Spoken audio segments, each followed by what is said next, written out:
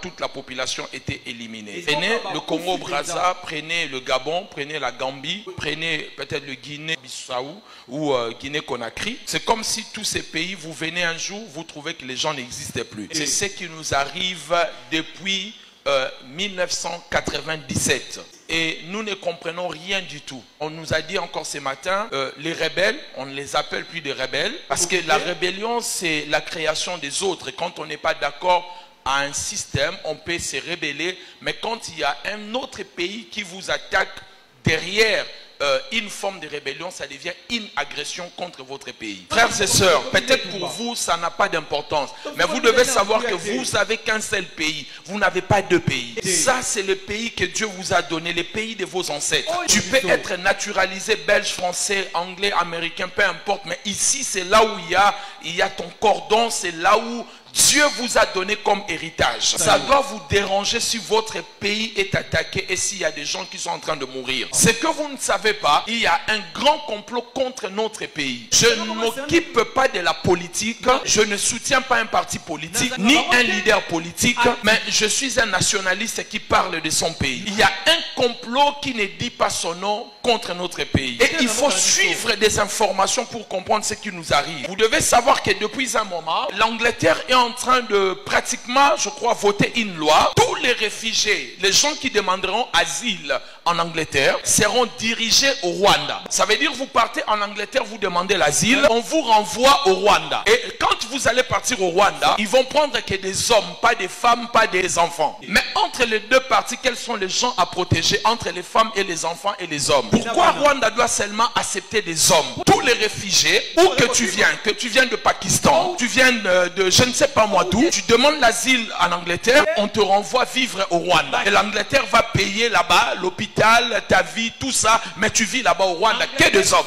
Alors que le Rwanda est en train de chercher depuis longtemps à revoir la frontière du Congo ou au niveau la frontière internationale parce qu'ils estiment que leur pays est petit et il n'y a pas assez d'espace. Comment un pays qui n'a pas assez d'espace, on va prendre des gens qui vont demander l'asile pour aller vivre là-bas. Donc quand ces gens iront habiter au Rwanda, tous ces réfugiés-là, à un moment le Rwanda sera rempli. On nous forcera qu'on leur trouve de l'espace chez nous. C'est ainsi que nous serons infiltrés et notre pays, une partie du moins de notre pays, risque de partir. Et tout cela, vous qui êtes ici des jeunes, vous ne venez que prier sans pour autant comprendre qu'il faut se réveiller pour votre pays. Vous ne connaissez pas l'histoire de votre pays. Et vos discours, il faut vendre ces pays. Frère, faites très attention. Vous êtes assis sur l'or. Nous sommes au paradis terrestre. Il suffit seulement qu'on puisse avoir une bonne organisation. Je vous assure que dans ces pays, le lait et le miel couleront. Vous devez vous réveiller. Réveille-toi. Tu vis sur une terre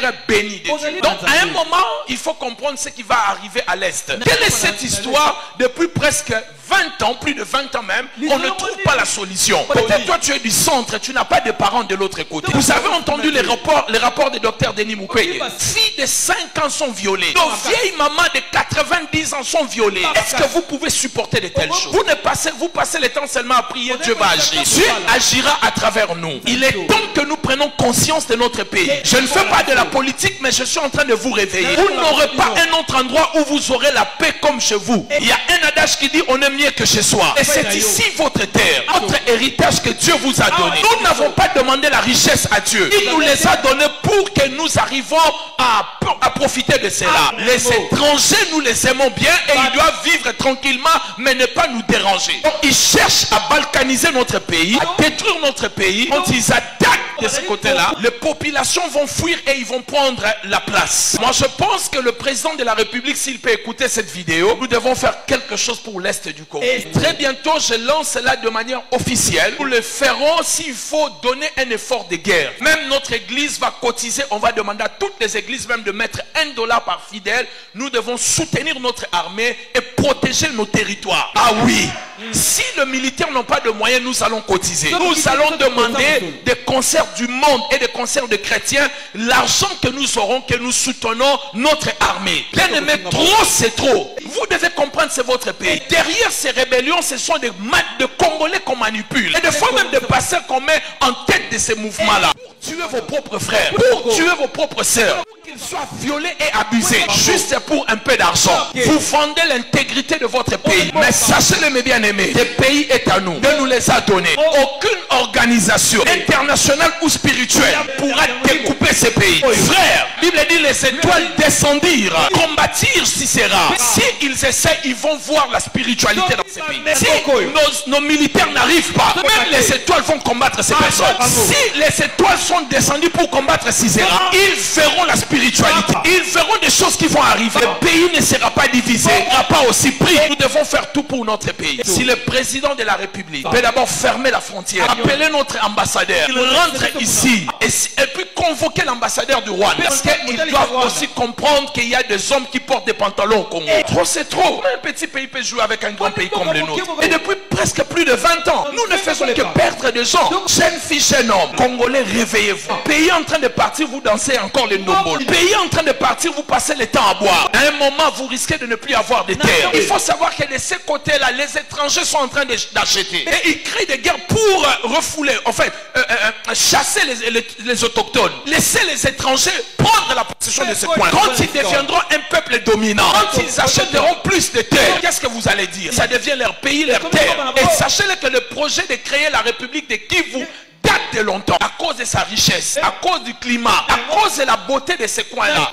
Les ennemis de notre pays rêvent de bâtir une autre république là-bas. Si c'est Dieu qui nous a donné cette terre, et si Dieu nous a oints pour cette terre, parlons au nom de Jésus-Christ. Les étoiles vont s'élever pour éliminer des gens de ce côté. Le volcan frappera les étrangers. Il y aura des ouragans, il y aura des tempêtes et des vents. Et ils ne comprendront pas où est-ce que ça vient. Parce que la terre est à nous. Dis après moi, Père Céleste, cette terre nous appartient. Nous refusons même un mètre carré que notre pays soit cédé aux étrangers. Nous refusons cela au nom de Jésus-Christ. Donne l'intelligence, la sagesse à nos autorités de garder l'intégrité de notre pays. Donne à nos forces armées la force de gagner la bataille au front. Donne aux Congolais une guerre patriotique pour ne pas céder la portion de notre terre. Et c'est là au nom